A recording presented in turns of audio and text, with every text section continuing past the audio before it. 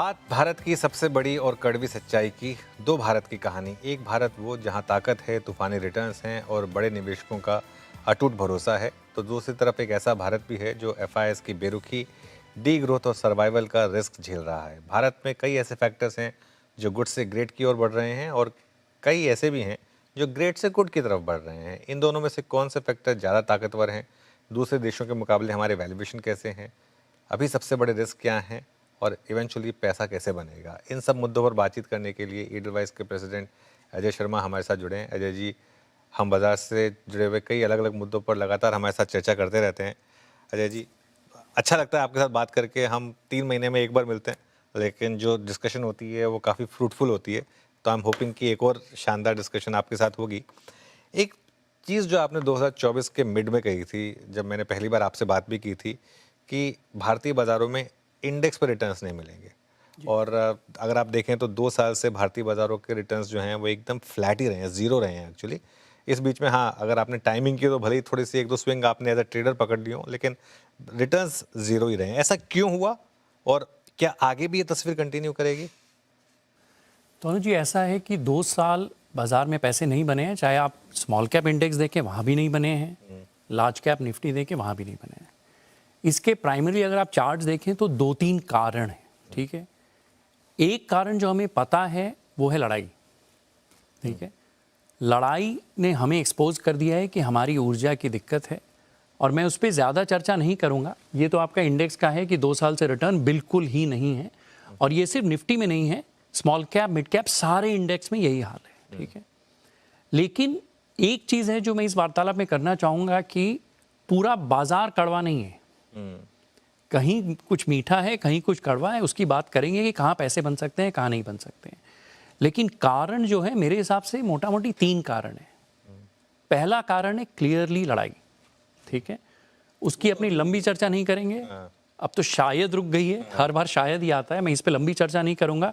वही बात कि अमेरिका के पास बम, हम सब अभी तक घड़ियां देख रहे हैं, ईरान के पास समय ही समय है। वो ईरान प्रूव करते रहा है कि उनके पास समय है। लड़ाई खत्म होगी, मुझे अभी भी लगता है कि ऑयल की सप्लाई दुनिया में ज़्यादा बढ़ जाएगी, ईरान का तेल भी आएगा, अबू धाबी का एक्स्ट्रा तेल आएगा, तो जो भी ग्लोबल एस्टिमेट्स हैं तेल 60 के नीचे चला जाएगा, जो भारत के लिए बहुत अच्छा है। लेकिन जब तक ये अनसर्टेनिटी है, एक रिस्क भारत की है। दूसरा, अगर आप चार्ट देखें, जो 2 मेन रीज़न है हमारे अंडर परफॉर्मेंस का, अपार्ट फ्रॉम सिर्फ वैल्यूएशन, एक है ये, जो पीली लाइन है वो सारे एक्सपोर्ट है पूरी दुनिया में जिसमें लेबर की ज़रूरत नहीं है। जो नीची वाली आप नीली, हल्की नीली लाइन जो देख रहे हैं, that is labour intensive exports. Textile, jewellery, diamond polishing, ये जितनी सी चीज़ें हैं जहाँ लेबर की ज़रूरत है, वो एक्सपोर्ट बिल्कुल ग्रो नहीं हो रहा है, इंक्लूडिंग भारत। जो ग्रोथ हुई है पूरी दुनिया में पिछले 3-4 साल स्पेशली, दैट इज प्राइमरली उस तरह का export, electronics, AI driven chips, जिसमें इंसानों की ज़रूरत नहीं है, ठीक है। सिंपल एग्जांपल लेते हैं, व्हाट इज सिलिका। अगर मैं एकदम क्रूड एग्जांपल लूँ, it will sound very childish, रेत है, एक तरह से बालू जिस चीज़ को हम कहते हैं, उसी से आप सोलर का भी काम करते हैं, वही चिप में जाता है। सो वी अंडरस्टैंड कि बालू में कोई वैल्यू एडिशन है ही नहीं, वहाँ लेबर चाहिए उठा के आपको ले जाने के लिए, एक बिल्डिंग बनाने के लिए, लेकिन उसी को आप रिफाइन करते करते एक छोटा सा चिप बनाते हैं, वो 38-40 हज़ार रुपया फॉर सेवरल माइक्रोग्राम्स होता है। तो ये है दूसरा रीज़न जिसमें भारत बिल्कुल भी पार्टिसिपेट नहीं किया है। तो दुनिया भर में जितनी चीज़ें बढ़ी हैं वो प्राइमरली ये दिमाग वाली चीज़ें, ये एक्सपोर्ट के कारण बढ़ी हैं, जिसमें हम पार्टिसिपेट नहीं किए हैं। और तीसरा, ऑब्वियसली हमारा वैल्यूएशन महंगा रहा है, राइट। सो जितने बाजार भी चले हैं जो हमसे compete करते हैं, वो सारे बाजार वो नीली लाइन वाले हैं, हम पीली लाइन में अटके हुए हैं। सो ये प्राइमरी 3 रीजंस हैं। हम पीली लाइन में अटके हुए हैं और नीली लाइन में जाने का कोई स्कोप नहीं है हमारा। देखिए, अभी तो हमें नहीं लगता है कि हम नीली लाइन में जा पाएंगे। उसका 2-3 रीज़न जो हम, आई थिंक, अपने जो दिल्ली इवेंट आपने इतना शानदार किया, तो उसमें अपनी बात भी हुई थी कि नीली लाइन में जाने के लिए आपको एआई की वैल्यू चेन में आना पड़ेगा। एआई की वैल्यू चेन 3 तरह की है, एक है हार्डवेयर, जहाँ चिप बनाना, एक है ऊर्जा, और एक है एलएलएम, राइट। हर चीज़ में आपको ऊर्जा चाहिए। अगर आपको एआई में पार्टिसिपेट करना है, आपको अबंडेंट टोकन चाहिए, सस्ते टोकन चाहिए, तो सस्ती ऊर्जा और अबंडेंट ऊर्जा चाहिए। हमारे पास अभी वो है नहीं। सकते हैं। सो इस चेन में आने के लिए मुझे लग रहा है 3 से 5 साल है। We need to solve our energy problem first. Okay, अच्छा एक सवाल कि जी। अब इस हफ्ते पूरा हमने सिर्फ एआई की बात की, जी बीच में तो लगा कि एआई ट्रेड कोलैप्स हो रही है, कॉस्पी जी गिरा बुरी तरीके से, जी ताइवान गिरा, सेमीकंडक्टर जी स्टॉक्स में बड़ी गिरावट आई, जी फिर लास्ट 2 दिन में मैसिव एकदम से रिकवरी आ गई Correct. और बहुत लोगों ने कहा ये क्या हुआ, फिर जो जो कॉस्पी का मजाक उड़ा रहे थे या चिप स्टॉक्स का मजाक उड़ा रहे थे, एकदम से एक दिन लगा कि अरे ये क्या हो गया, चल क्या रहा है इस समय? तो देखिए 2-3 चीज़ है। एक दो चार्ट है, मैंने कॉस्पी का भी शायद यहाँ चार्ट डाला है।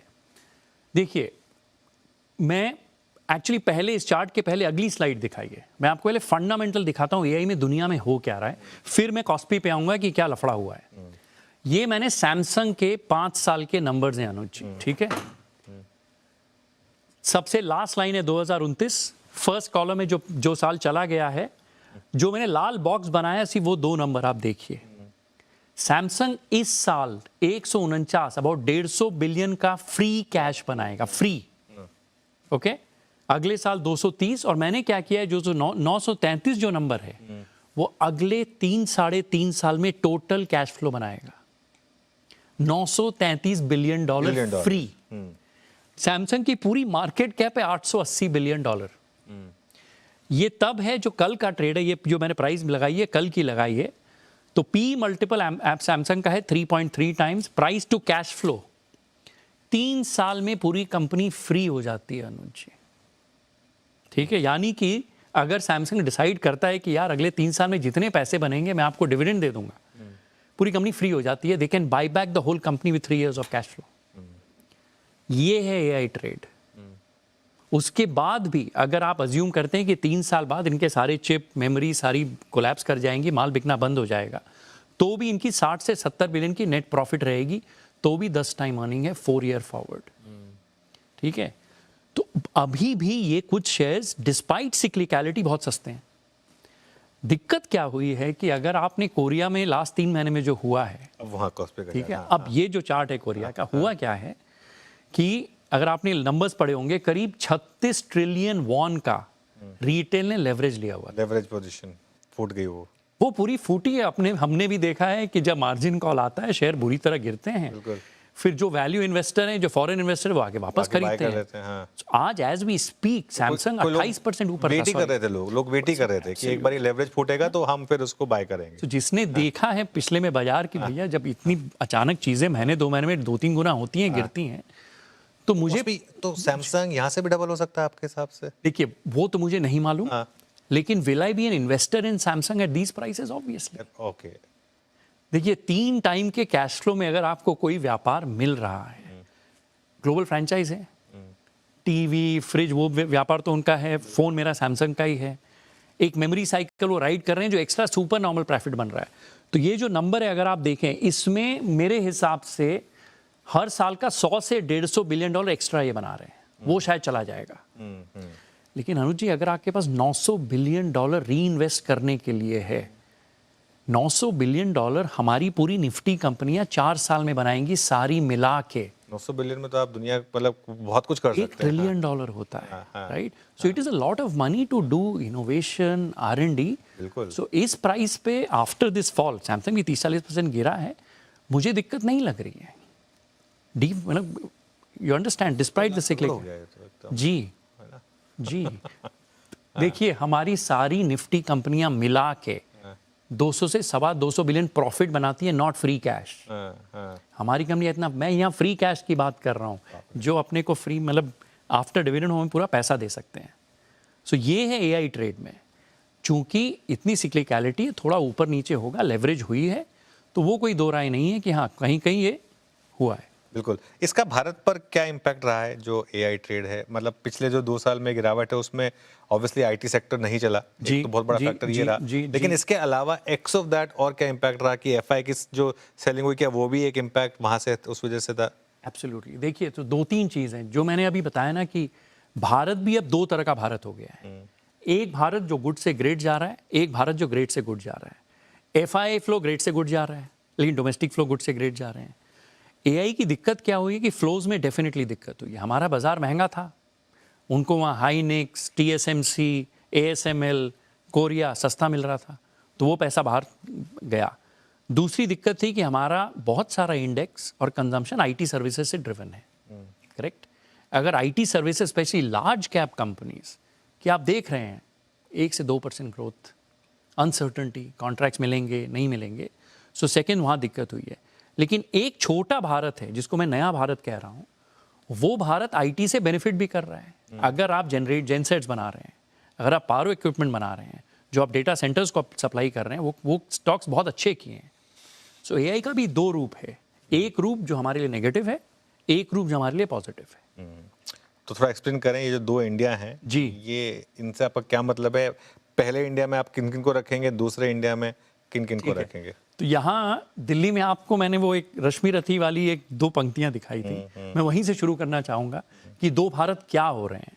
अगर आपको याद होगा दिनकर जी की वो कविता में उन्होंने कहा था ना कि वो अगर एक ब्रह्मास्त्र आपके पास नहीं रहा, करण को जब वो कहते हैं तो क्या पता चलता है, नई कला, नूतन रचनाएं, नई सूझ, नूतन साधन।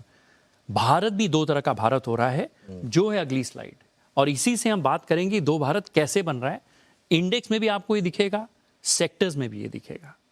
नया भारत वो भारत है जो नया कंजम्पशन मोबाइल फोन, पुराना कंजम्पशन साबुन तेल, नई technology anything to do with power sector, energy sector, defence, पुराना large cap IT. These are the old versus new. दूसरा, अगर आप ब्रह्मास्त्र को लिटरली भी लें, हम पिछले 15, 20, 30 साल से क्या कर रहे हैं, हमारे सारे ब्रह्मास्त्र इंपोर्ट होते थे।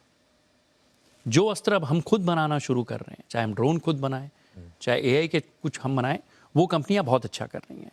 तो अगर आप इंडेक्स लेवल पे देखें, तो अगर आप नेक्स्ट स्लाइड लगाएं, मैं आपको एक कमाल के कुछ डेटा हमने निकाला है, आपको दिखाता हूं कि इंडेक्स बिना क्या हो गया है ना, क्यों इंडेक्स नहीं चल रहा है, उसका एक कारण है। इंडेक्स के भी दो भाग हो गए हैं। एक भाग है, ये देखिए, इंडिया 1, इंडिया 2। अब शुरू करते हैं फार्मा से। इसका पिछला स्लाइड लगाइए जरा, we'll come to sectors later। ये सबसे पहले ये देखते हैं। अब आप निफ्टी में देखिए, हमने दो भाग किए हैं बाजार के, एक्चुअली 3 भाग हैं, 2 ही दिखाऊंगा आपको। कितने शेयर हैं जो ऑलमोस्ट हाई हैं 8, और कितने शेयर हैं जो कम से कम 30% गिरे हुए हैं 11। निफ्टी में आप देखिए 22% शेयर 30% लो हैं, 16% ऑलमोस्ट ऑल टाइम हाई है। बट आप स्मॉल कैप में देखिए, स्मॉल में ज्यादा है नंबर, जो ज्यादा 40 से 50% शेयर 2024 की स्मॉल कैप रैली थी। बिल्कुल। तो वो दो ही वहां दो दिक्कत हुई है। एक, आपने अच्छा व्यापार बहुत महंगा खरीदा तो आपने पैसे खोए, या आपने कमजोर व्यापार खरीद लिया उसलिए पैसे खोए। स्मॉल कैप 250 में आधे से ज्यादा स्टॉक 30% से ज्यादा गिरे हुए हैं अभी भी। सो ये दो भारत बन गया है। ये तो इंडेक्स लेवल पे हो गया। अब आप सेक्टर लेवल पे देखिए, नेक्स्ट प्लेट। सेक्टर में भी क्या हुआ है। फार्मा आप देखिए, फार्मा में ज्यादातर शेयर हाईज पे हैं, बहुत कम शेयर गिरे हुए हैं। ठीक बात है। लेकिन आप रियल एस्टेट आईटी में देखिए, जीरो है, कोई भी स्टॉक है ही नहीं है। हाँ बिल्कुल। सो मार्केट, और ये सिचुएशन इंप्रूव हो गई है पिछले 10 दिन। ये तो थोड़े अभी इन्फ्लुएंसर थोड़े चल गए हैं। सो बाजार भी क्या हो गया है ना, दो बाजार बन गया है। डिस्पर्जन बहुत ज्यादा है। तो इंडेक्स में आपको लग रहा है कि कुछ नहीं हो रहा है। जैसे अभी हम एक फैमिली ऑफिस से मिलने गए थे, मैं वहीं से आ रहा हूँ, उन्होंने एक वर्ड यूज किया कि यार मजा नहीं आ रहा है, सड़ रहा हूँ, कुछ नहीं हो रहा है। मैं बोला ऐसा नहीं है। सतह पर आपको लग रहा है, जैसे एक बतख होती है ना, आप बतख को पानी के ऊपर देखेंगे कितनी शांत है, अंदर में वो पूरा फ्लैप करती रहती है। बाजार का भी वही है। दो बाजार हो गए। एक बाजार ये कर रहा है जो नया बाजार है, जो नए सेक्टर्स हैं, एक बाजार ये कर रहा है। और सेक्टर के बीच में भी आप देखिए, जब से जीएसटी की रिलीफ आई, auto sectors have rallied, 2 wheelers, cars. Bank में के शेप है, ICICI bank is doing very well, HDFC is not. So अगर आप नए भारत में नहीं है, पैसा बनाना मुश्किल है। और ये ब्लेंडेड के कारण ही आपके इंडेक्स में पैसे कम बन रहे हैं। बिल्कुल नहीं। खैर देखिए, ये टर्म मैंने भी यूज किया था, बहुत लोगों ने ट्रोल किया, लेकिन फैक्ट ये है कि इंडेक्स ऐसा हो चुका है। आपको स्टॉक्स पे सिर्फ मेहनत करनी पड़ेगी। ये 2022 से 24 वाला बाजार नहीं है, जो अगर आप ये सोच के बैठे हैं कि बस वैसे ही पैसा बनता रहेगा। भारत के बाजार हमेशा महंगे रहे हैं, आपने ये बात कही है। लेकिन अगर 2 साल में जीरो रिटर्न और बाकी मार्केट्स ने 2 साल में अच्छा रिटर्न दिया है, तो एक ऑब्वियस क्वेश्चन है कि क्या अभी भी वैल्यूएशन उतने महंगे हैं, आप सस्ते हो गए हैं? तो चलिए, वैल्यूएशन का मैंने 2 चार्ट आपके लिए बनाया है। मैं आपको 2 चार्ट दिखाऊंगा। पहले, अगर आपको याद होगा, एक इंटरव्यू में आपने मुझसे पूछा था कि अजय, हम हमेशा इमर्जिंग मार्केट से प्रीमियम में ट्रेड करते थे। तो ये देखिए अभी क्या है, हमारा प्रीमियम टू इमर्जिंग मार्केट जो पहले 20% होता था, एज हाई एज 100% हो गया था सबसे ऊपर का, हाँ हाँ वो गिर के अभी 20% है। हाँ हाँ लेकिन जब हम इमर्जिंग मार्केट से 50-100% प्रीमियम में ट्रेड करते थे ना अनुज जी, हमारा ग्रोथ भी ज़्यादा होता। बिल्कुल बिल्कुल। अभी ग्रोथ अपना हो गया है कम। हम्म दूसरी दिक्कत जो हुई है कि ग्रोथ कम हो गया, हमारा आरओई भी कम है। अगर हम वहाँ सैमसंग का आरओई देखें उस स्लाइड में 25 से 50% है। जब मैंने करियर शुरू किया था इंडिया का आरओई 24 से 28% था, वो आज 16 से 18 हो गया है। सो इंडिया में बदलाव क्या हुआ है कि जो पुराना भारत है, जो आईटी सर्विसेज वगैरह, जो हाई वैल्यूएशन वाले कंजम्पशन स्टॉक्स हैं, वो आपको ग्रोथ भी नहीं दे रहे, महंगे भी थे। लेकिन मोर इंपॉर्टेंटली मैंने पिछले वीडियो में आपसे एक बात कही थी कि यार आप एवरेज वैल्यूएशन बाजार का मत देखो, वो मीडियन वैल्यूएशन की अगर आप चार्ट दिखाएं, median valuation. Yes, median valuation India का अभी भी अनुजी 32 है। देखिए एवरेज वैल्यूएशन आपको निफ्टी का दिखेगा टिपिकली 18 से 22, सब कहेंगे कि यार 18 से 22 तो हिस्टोरिकल रेंज में है। पर अनुज जी अगर आप BSE 500 का मीडियन देखें, मीडियन कौन सा होता है? बीच वाला, मीडियन 32 है। और मैं वापस आपके व्यूअर्स के लिए सिंप्लीफाई कर देता हूँ, मीडियन और एवरेज में फर्क क्या है। एवरेज तो 10 है, तो उनका पूरा आपने करके कर दिया। एग्जैक्ट, वही गणित है कि अपन 10 लोग हैं, हमारे पास लाख लाख रुपए हैं, अपना एवरेज तो लाख है। अब हम मान लीजिए अगर आ गए स्टूडियो, हम तो बिलियनर हो गए। हाँ, तो वो वैल्यूएशन तो वो एवरेज तो हो गया बिलियन, बट हम तो लगता है मीडियन फिर भी 1 लाख ही रहेगा। मीडियन, हाँ, इसीलिए हम सिर्फ मीडियन देखते हैं कि जो बीच वाला है ये, यस, मीडियन अभी भी 32 है। सो मैं ये नहीं कहूंगा कि बाजार सस्ता है। और मीडियन क्यों है? कुछ चीजें बहुत महंगी हैं, वो अभी गिर रही हैं। कुछ चीजें जहाँ ग्रोथ ज्यादा है, रीजनेबल वैल्यूएशन है, थोड़े महंगे, आप फिर भी वो खरीदे, आपके पैसे बनेंगे। डी रेट नहीं होगा, ग्रेट टू गुड वैल्यूएशन नहीं रहेगा। तो बाजार बहुत सस्ता नहीं है। Relative to emerging market premium अपनाना वो खत्म हो गया। वैसे थोड़ा मुश्किल होगा मुकेश अंबानी को उस सेम रूम में लाना। तो हम सभी को जाना पड़ेगा उनके पास। हाँ, चलिए anyway, he deserves his time। वो भारत के लिए इतनी नौकरियां उन्होंने क्रिएट की, हम ही को जाना पड़ेगा। बिल्कुल बिल्कुल। अच्छा, ये FIS की बड़ी सेलिंग हुई है भारत में जी। तो एक सवाल ये है कि मैं डेटा देख रहा था, मार्च में सबसे ज्यादा सेलिंग थी, 1 लाख करोड़ प्लस की। फिर अप्रैल मई जून में धीरे धीरे वो डेटा कम हुआ, जुलाई आते आते 9,000 करोड़ की सेलिंग रह गई।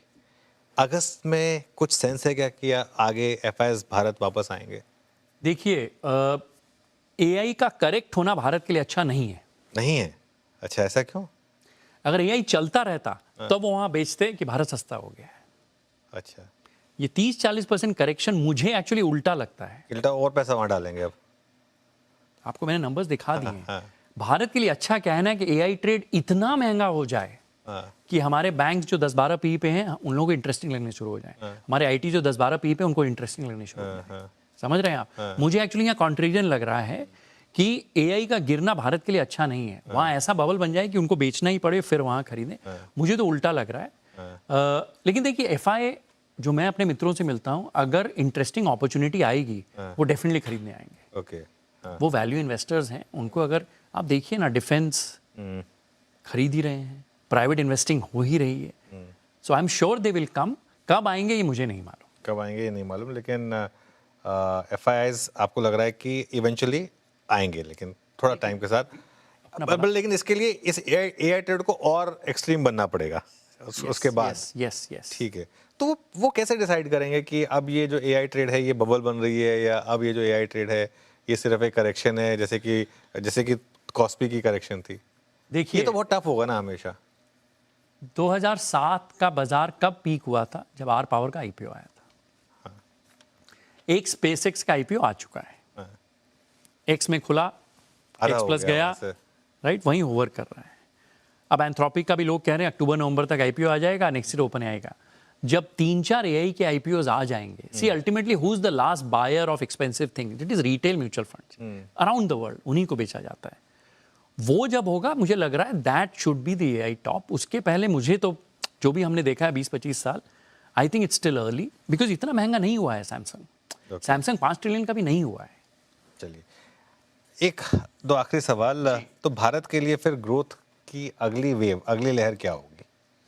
तो यहां मैं आपको बताता हूं, जो 2 भारत मुझे दिख रहे हैं, वो एक ग्राफिक दिखाइए, ये है पिछला 50 साल। तो हम चीजें ले रहे थे चाइना और दुनिया से ऊर्जा, चाइना से चीजें, थिंग्स, एंड अपना दिमाग हम बाहर दे रहे थे through IT services and intelligence, right? दुनिया के इतने बड़े बड़े सीईओज भारतीय हैं, सब हाँ मेरे को गिनाने की आपको जरूरत नहीं है। बिल्कुल हाँ ये बदलना पड़ेगा। ओके अगर एआई के कारण माइंड वाली रिस्क आ जाती है कि अगर हमें टोकन इंपोर्ट करने हमारी रिस्क है, ये पूरा का पूरा अगले 20 साल हमें इन्वर्ट करना पड़ेगा अनुज जी। व्हाट दैट मीन्स इज ऊर्जा तो हमें लेनी पड़ेगी, चीजें हमें पूरी दुनिया को भेजनी पड़ेगी। नेक्स्ट 50 ईयर का सो रखिए वी please। हैव हाँ, टू मूव। हाँ, ये है अगला 30 से 50 साल। पहले माइंड लेते हैं। इंडिया के लिए बढ़िया क्या होगा अगर हमारे जितने ब्रेन बाहर जा रहे तो हैं वापस आ जाए। जी। हाँ अब मेरी बिटिया कॉलेज में पढ़ रही है, हमारे सारे बच्चे जा रहे हैं। अगर यूएस ने वीजा रिस्ट्रिक्शन लगा दी, नौकरियां उनको नहीं आना ही देगी, पड़ेगा फिर। आना ही भले ही पड़ेगा। ना आना चाहे लेकिन आना पड़ेगा। हाँ, लेकिन हमारे लिए तो बहुत अच्छा टैलेंट है वो। हाँ, ठीक बिल्कुल, है हाँ। तो ये माइंड अगर रिवर्स होता है और हम चीजें बना के दुनिया को बेचना शुरू करते हैं, this is the India we need to deal with. ऊर्जा में हम कुछ नहीं कर सकते, चीजें आप बाहर दें और माइंड वापस लाएं। इसका एक ही उदाहरण मैं आपको दूंगा। आपको याद होगा एक अनलिस्टेड कंपनी में हमने इन्वेस्ट किया था, अस्त्रयान। अस्त्रयान के जो फाउंडर हैं हमारे नेवी के ऑफिसर थे, जर्मनी में 6 साल काम करते थे, doctor Batra. He has come back to India to do deep tech in defence for Indian navy, local manufacturing, local सब कुछ। हमें हजारों डॉक्टर बत्रा चाहिए, राइट। सो ये हमारा जो टैलेंट जो अमेरिकन यूनिवर्सिटीज में पढ़ रहा है यंग बच्चे, उनको वापस लाना। हमारा जो डॉक्टर बत्रा जैसा टैलेंट है जो अस्त्रयान जैसी कंपनियां बना रहे हैं, उनको वापस लाना, चीजें यहां बनाना और दुनिया को भेजना। तो पोर्टफोलियो डिजाइन में अनुज जी हम वैसे ही कर रहे हैं। चलिए, तो आशुतोष गोवारिकर जी एक स्वदेश 2 बनाइए शाहरुख खान के साथ या किसी और के साथ, और शायद फिर एक और मोहन वापस आए और हमारे लिए अपने देश में कुछ करें। अजय जी, इस शानदार नोट पर इस शो को रैप करते हैं। Thank you ji. Thank you so much आज हमारे साथ जुड़ने के लिए। बहुत अच्छा लगा आपसे बात करके एज ऑलवेज। इस स्पेशल शो में आज के लिए इतना ही। जुड़े रहिए CNBC आवाज़ के साथ।